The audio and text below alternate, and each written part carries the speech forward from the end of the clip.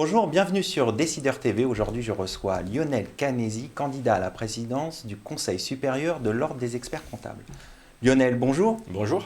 Alors, pourquoi vous présentez-vous à l'élection à la présidence du Conseil supérieur de l'Ordre des experts comptables? Moi, je pars du principe que notre profession est à un tournant extraordinaire. On a 5 ans pour agir et je veux que ma profession, avec ambition, prenne ce virage de la modernité, aille sur l'expert comptable au cœur de l'économie, parce que je pense que c'est un sujet qui est capital de notre image, qu'on prenne à bras-le-corps l'indépendance numérique de notre profession. On ne peut pas laisser des startups, des plateformes inventer notre métier sans prendre le train de la modernité, et puis aller aussi sur tout ce qui est la formation. Donc voilà, moi je veux une profession qui soit ambitieuse. J'ai 46 ans, je suis au cœur de mon cabinet et je veux faire de ma profession une profession augmentée. Alors, cette élection se déroule pour la première fois au suffrage universel direct. Qu'en pensez-vous? Je pense déjà que c'est une bonne chose que chaque expert comptable de chaque cabinet, de chaque territoire puisse voter directement, prendre part à la politique nationale en votant pour le Conseil supérieur. Après, j'ai un petit bémol sur le mode de scrutin qui n'est pas un véritable scrutin en mode universel, puisque on va élire les 40 élus par la liste au Conseil supérieur, mais d'autre côté, on a 16 présidents de région. Donc la majorité pour avoir 29 élus au Conseil supérieur, ça passera forcément par les présidents de région. Donc on voit bien aujourd'hui que pour les professionnels libéraux, s'ils veulent que ce soit des libéraux qui les représentent au niveau de la profession, il y a une seule liste qui peut les représenter, c'est la liste fière d'être expert comptable que j'ai le plaisir de conduire. Donc voilà, le vote utile des libéraux, ça sera le vote fier d'être expert comptable du 8 au 22 novembre. Alors, on comprend mieux l'élection. Quelles sont vos principales propositions? Moi, j'ai 3 propositions principales. Déjà, une conviction, vraiment, c'est que nous sommes au cœur de l'économie. Nous sommes des chefs d'entreprise au service des chefs d'entreprise. Nous sommes de véritables experts de l'économie et nous devons le faire savoir. Ça, c'est vraiment capital. Pour moi, l'expert comptable au cœur de l'économie, ça doit être le leitmotiv de notre mandature. C'est ce que je fais dans ma région, puisque j'ai fait de PACA quelque part un laboratoire d'idées. Donc depuis le début de ma mandature, je suis sur l'expert comptable au cœur de l'économie. Comment on montre qu'on est au cœur de l'économie, comment on va communiquer sur notre métier, notre savoir-faire. Et après, il y a 2 autres sujets moi, qui me tiennent vraiment à cœur. Un, c'est l'indépendance numérique. Comment faire de notre profession une profession qui soit leader sur l'innovation numérique, qui prenne ce sujet à bras-le-corps, qui ne se laisse pas dépasser par d'autres. Et puis il y a la formation qui est un sujet aussi essentiel. Alors, vous évoquez la formation. Qu'est-ce qu'il faut faire pour améliorer les choses? Moi, je pars du constat, en fait, simple, qu'il n'y a pas un territoire de France où il n'y a pas de pénurie de collaborateurs. Aujourd'hui, le principal frein au développement de nos cabinets, c'est de ne pas trouver de collaborateurs formés, compétents. Il y a même quelque chose, moi, qui me révolte, c'est ce mercato qui est organisé aujourd'hui par les agences de recrutement, qui placent un collaborateur dans un cabinet, qui viennent le chercher et qui organisent une espèce d'inflation des salaires. Voilà, il faut qu'on sorte de ça. Donc pour ça, moi, je veux qu'on crée l'école de la profession. L'école de la profession, elle doit avoir deux jambes. La première partie, c'est la formation initiale. Donc nous devons réfléchir au métier du futur. Quel va être le profil des collaborateurs des 10 prochaines années? Mettre en place les cursus de formation. On a dans la profession des formateurs extraordinaires. On a avec notre formation continue, avec tous les experts comptables qui forment à la fois les collaborateurs et puis dans les différentes écoles, on a un vivier extraordinaire. Donc mettons en place ces cursus de formation, passons des accords avec toutes les écoles de proximité qui forment déjà à la profession, et le Conseil supérieur, lui, il devra faire une grande campagne de communication pour expliquer ce qu'est notre métier. Un métier qui recrute, un métier qui ne connaît pas la crise au niveau du chômage, et puis un métier où il y a des profils modernes et sympas, où leurs enfants vont pouvoir se réaliser quelque part dans leur vie professionnelle. Ça va être important. Après, la deuxième partie de l'école de la profession, c'est la partie, moi, ce que j'appelle la formation continue. On a aujourd'hui des collaborateurs qui ne sont pas forcément formés aux métiers qui vont arriver. Je parle de la numérisation, je parle de faire plus de commercial, de marketing, de conseil, etc. Donc il va falloir qu'on les forme aussi. Donc l'école de la profession, elle doit avoir une partie formation initiale, une partie formation continue. Et puis il y a une autre partie qu'il faut qu'on prenne à bras le corps, et on a commencé à le faire dans les conseils régionaux ECF, c'est celui des CFA. Les CFA, depuis la loi sur les branches de l'an dernier, les branches peuvent s'approprier les CFA et s'approprier leur formation.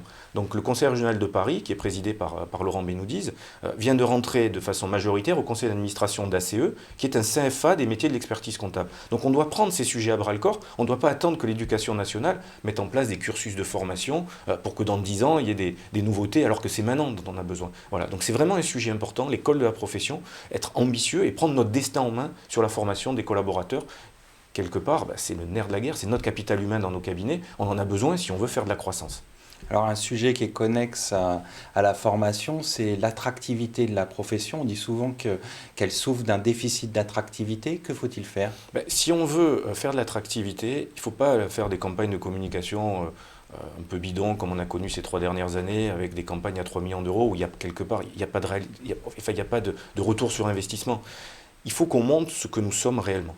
Moi, je crois fondamentalement que nous sommes au cœur de l'économie, que nous sommes des experts de l'économie, nous sommes des chefs d'entreprise au service de chefs d'entreprise. Nous faisons bénéficier les autres chefs d'entreprise de notre expérience diverse dans différents domaines de chefs d'entreprise. Donc, il faut qu'on aille sur tous les plateaux télé, qu'on aille dans la presse, qu'on aille à la presse écrite, à la radio, et qu'on explique qui nous sommes. Notre profession, elle a loupé 2 fenêtres de tir extraordinaires, et je le regrette. La première, c'est la réforme des retraites. Qui mieux qu'un expert comptable pour expliquer à l'ensemble de la société la dimension économique de la réforme des retraites? C'est quand même un sujet fondamental pour une société, et on n'était pas là. Quelque part, notre profession nationale, notre institution nationale, 6 mois avant le Covid, elle était déjà confinée. Et puis après, il y a eu la deuxième partie, qui est cette crise du Covid, où là, moi je fais la distinction entre 2 choses. On fait une distinction entre les professionnels, qui individuellement, et j'ai été très fier d'être expert comptable dans cette partie de la crise, individuellement, ils se sont, dès le 16 mars, ils ont mis leur équipe en télétravail, et ils se sont investis de façon passionnée, déterminée pour sauver l'économie de notre pays. Et ça, il faut leur rendre hommage, c'est extraordinaire ce que la profession a fait, et moi je suis vraiment très fier d'être expert comptable. Et puis après, il y a l'institution nationale qui aurait dû être sur tous les plateaux télé pour relayer cette énergie extraordinaire qu'a donnée la profession à notre société. Et là, personne sur les plateaux télé. Et si on veut faire de l'attractivité, il faut qu'on soit capable, en 2020, à l'ère de la communication, de communiquer sur qui nous sommes. Voilà, ça c'est un sujet qui est très important. Puis si on veut faire de l'attractivité, il faut aussi qu'on soit fier d'être expert comptable. Fier de notre utilité. Il ne faut pas qu'on oublie que notre légitimité, c'est notre utilité au marché. Ce n'est pas notre prérogative d'exercice. Tous ceux qui croient que leur prérogative, c'est leur utilité, ils sont tous tombés. On voit bien ce qui s'est passé dans les années précédentes. Donc, il faut qu'on soit capable, dès qu'une loi touche l'économie, de l'analyser, de la critiquer et de faire des propositions. Et ces propositions, elles sont issues de notre expérience de chef d'entreprise, notre expérience pragmatique. Et en faisant ça, on va se faire respecter. Parce que si on veut faire de l'attractivité aussi, il faut être capable de se faire respecter. Quand un ministre des comptes publics, Gérald Darmanin, décrète que les experts comptables n'ont pas vocation à facturer le travail dans la mise en place du prélèvement à la source, c'est pas acceptable de rien dire. Notre conseil supérieur, malheureusement, s'est couché à ce moment-là et c'est pas acceptable. Donc il faut qu'on se fasse respecter. Et si on se fait respecter, on sera aussi attractif. Donc voilà, moi je crois que l'attractivité, elle passe avant tout par l'expert comptable au cœur de l'économie. Montrer qui nous sommes. Et si on montre qui nous sommes, et j'en ai aucun doute là-dessus, on sera attractif. Parce qu'on fait un métier extraordinaire au service de l'économie de notre pays. Et sur les jeunes, comment faire pour les accompagner, surtout dans un moment qui est compliqué avec la crise? Pour pouvoir accompagner les jeunes, il faut qu'on leur fournisse des outils. Alors, il y a la partie expert comptable au cœur de l'économie qui est leur montrer que toute une profession avance, qu'elle est dynamique. Et puis après, il y a la partie, moi, ce que j'appelle l'indépendance numérique. L'indépendance numérique, pour moi, le conseil supérieur, il doit servir de catalyseur et il doit servir de mutualisateur d'outils pour la profession. Si on prend, par exemple, la partie des plateformes qui sont en train de créer notre métier de demain, est-ce qu'on laisse faire ? Moi, je ne suis pas d'accord pour laisser faire. Soit on laisse faire et notre métier il va rétrograder, il va peut-être disparaître, soit on prend notre destin en main, on fait monter tout le monde dans le TGV de l'innovation et notre profession nous permet de devenir des experts comptables augmentés. C'est pour ça que vous avez monté des formations à Marseille, puisque vous êtes président de l'Ordre des experts comptables de la région PACA, notamment en data science. On a fait 2 choses sur Marseille. La première des choses, avec le Conseil régional de Paris, on a créé les premiers incubateurs accélérateurs de la profession, INCO, INEST. Le but, c'est de détecter les startups qui inventent notre métier de demain, de les accompagner pour que leurs produits aillent dans le sens de nos besoins et du besoin des entreprises. Puis moi, je veux qu'on crée un grand fonds d'investissement dans le numérique au niveau national pour rentrer au capital de ces structures. C'est ça l'indépendance numérique. Après, il y a le sujet essentiel des data. Les data, on est au cœur de la data. On voit passer la data structurée de l'ensemble de l'économie et aujourd'hui, on ne fait rien. Donc il faut vraiment qu'on prenne ce sujet à bras-le-corps. Moi, je voudrais qu'on fasse une plateforme d'archivage des FEC de la profession. Cette plateforme, elle aura 2 à 3 millions de data structurée. Avec ça, on peut devenir des experts comptables augmentés. On peut mettre à disposition des professionnels des outils extraordinaires. On peut faire de la compta prédictive. C'est pour ça que j'ai lancé en PACA la première formation de data scientist pour experts comptables. Il y a aujourd'hui 40 experts comptables qui se forment au Wagon, qui est une école de codage internationale, au maniement des algorithmes, au langage Python, justement pour pouvoir traiter cette data et créer des outils qui vont nous permettre d'être des experts comptables augmentés et d'aller encore plus loin dans l'accompagnement et le conseil pour nos clients. Un dernier mot pour conclure cette interview. Quelle est votre vision pour la profession? Moi, je pense que notre profession elle est à un tournant extraordinaire. Soit on est ambitieux et on va avancer et on va devenir des experts comptables augmentés et notre utilité va faire de nous une profession extraordinaire, soit on n'avance pas. Donc moi, ma vision de la profession, c'est une profession qui soit ambitieuse, qui soit forte et qui soit respectée. Je veux que notre profession retrouve la fierté d'être expert comptable. Voilà. C'est ça mon ambition. Lionel Canesi, merci d'être passé sur le plateau de Décideur TV. Merci. Merci à toutes et à tous pour votre fidélité.